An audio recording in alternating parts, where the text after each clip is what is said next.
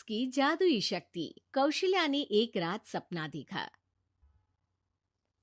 कौशल्या राजपूत, तुमने किए हैं जीवन में अच्छे अच्छे कर्म, इसलिए अब से जब तुम चाहो गायब हो सकती हो, जिसके लिए तुमको सिर्फ चुटकी बजानी होगी और चुटकी बजाते ही तुम गायब।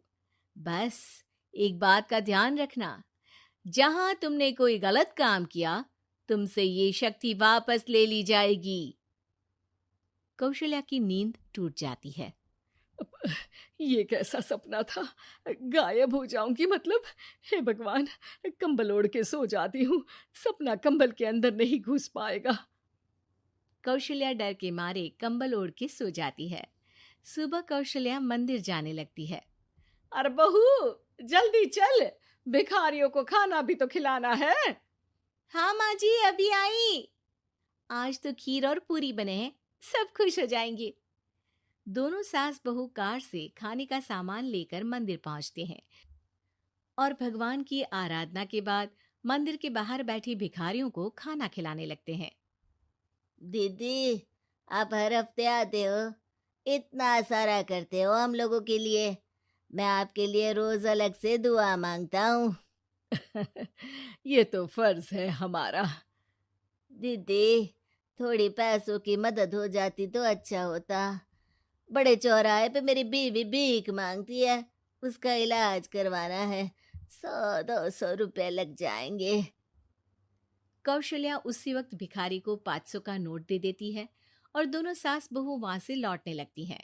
तभी कौशल्या को कोई शंका होती है। अब बहू रुक, तो मैं अभी आई। कौशल्या वापस वहीं जाती है तो देखती है कि भिखारी वहां है ही नहीं। कौशल्या को रात का सपना याद आता है। वो चुटकी बजा के गायब हो जाती है और सीधे भिखारी के पास पहुंचती है, पर भिखारी को वो दिखाई नहीं देती।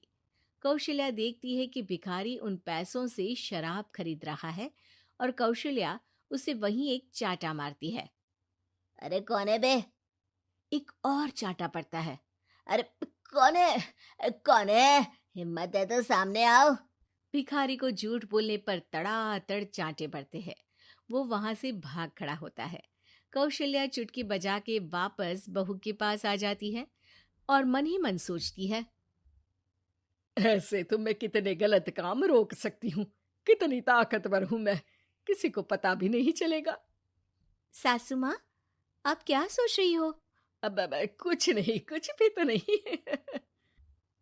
ठीक है, मुझे ना थोड़े पैसों की जरूरत थी। मेरे कजिन भाई है ना, उनकी तबीयत थोड़ी इधर उधर हो रही है। वो तो खुद से नहीं कहेंगे कि पैसे दे दो, पर बहन होने के नाते मेरा तो फर्ज बनता है ना कि भाई की मदद करूं। अरे हाँ हाँ, ले जाना पैसे। पैसे इसीलिए तो कमाते हैं कि जरूरत में काम आ सके। घर पहुंच के कौशल्या अपनी बहू को 10,000 रुपए दे देती है। कब जाएगी तू मायके? अम, कल शाम की ट्रेन है। दोनों काम में लग जाती हैं। तभी काम वाली दीदी वहां आती है। आज ना मैं आप लोगों के लिए पनीर बनाऊंगी। ठीक है, मंगवा लेती हूँ पनीर। पड़ोस की दुकान वाला पनीर दे जाता है और काम वाली बाई पनीर से रेसिपी बनाने लगती है। आज अपनी सुपर पावर काम वाली बाई पे ट्राई करती हूँ, देखूं तो सही किचन में करती क्या है ये। सास चुटकी बजा के गायब हो जाती है और किचन में पहुंचती है। बाई को खबर भी नहीं है कि कौशल्या भी किचन में ही है। आज तो मैं भी पनीर की सब्जी बनाऊंगी रात को अपने घर, और थोड़ा सा घी भी रख लेती हूँ। वैसे भी कौशल्या बुढ़िया खा खा के मोटी हो गई है। कौशल्या बाई की चोरी पकड़ लेती है और गुस्से में बाई की चोटी ऊपर उठा देती है। बाई को समझ भी नहीं आता कि उसकी चोटी खड़ी कैसे हो गई। वो डर के मारे चीख पड़ती है। बहू भागते हुए किचन में आती है। अरे क्या हुआ? ये तुम्हारी चोटी खड़ी कैसे है? करंट लग गया है क्या? पता नहीं, शायद किचन में ना भूत है। बाई वहां से भाग खड़ी होती है और कौशल्या चुटकी बजा के अपने कमरे में टीवी देखने लगती है। बहू वहां जाती है। माँ जी, किचन में ना भूत है, बाई भाग गई। अरे भागने देना, भूत का तो पता नहीं, किचन में चोर जरूर था और वो थी अपनी काम वाली। अच्छा हुआ चली गई। बहू को कुछ समझ नहीं आया। उसने किचन में जो देखा उसके सदमे में जो थी वो अभी तक। अगले दिन बहू अपने मायके के लिए निकल जाती है। कहीं भिखारी और काम वाली की तरह बहू भी तो मुझे धोखा नहीं दे रही। अरे कहीं वो पैसे ले जाके शॉपिंग तो नहीं करने वाली ना। अभी पता लगाती हूँ मुझसे कुछ छिपा है भला। जैसे भगवान सब देख रहा है वैसे ही मैं भी सब देख रही हूँ। सास को अपनी शक्ति पर घमंड आ गया था।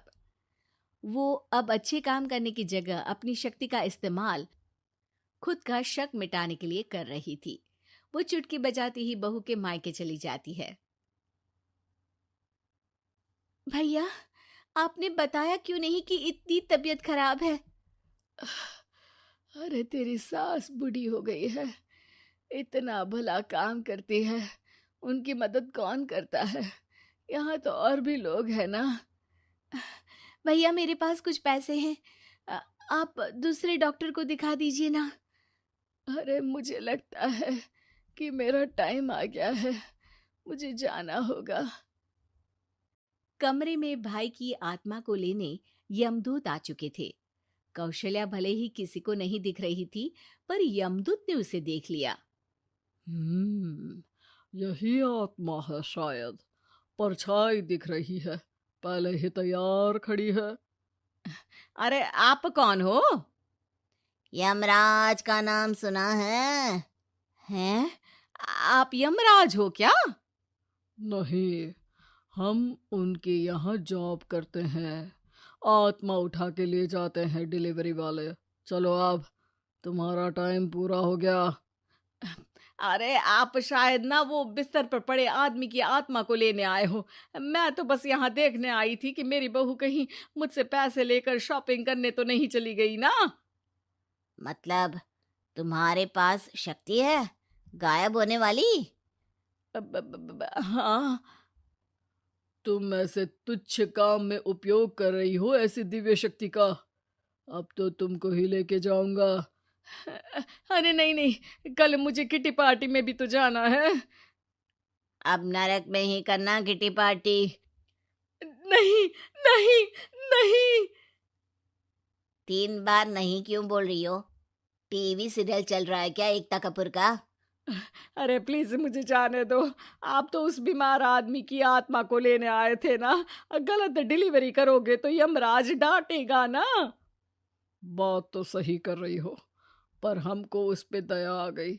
अभी उसकी उम्र ही क्या है, पर कुछ तो लेके जाना पड़ेगा ना। एक काम करो, अपनी शक्ति दे दो, गायब होने वाली। हैं? अरे क्यों?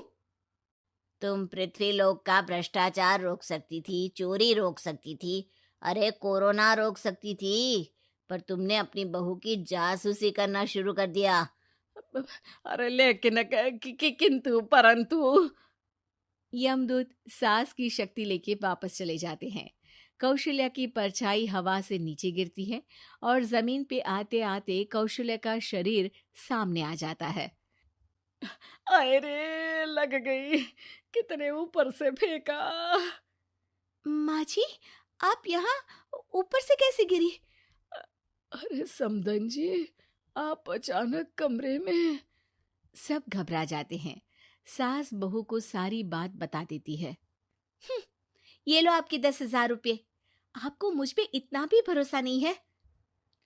अरे बहन, मुझे दर्द नहीं हो रहा है, अब अचानक से सब अच्छा होने लगा है। अरे तो फिर बिस्तर से उठ जाओ और मुझे लेटने दो। गिरी हूं ऊपर से तो पूरा बदन दुख रहा है। भाई को तो यमदूत ठीक करके जाते हैं, पर कौशल्या देवी दर्द के मारे बिस्तर पर आ जाती हैं।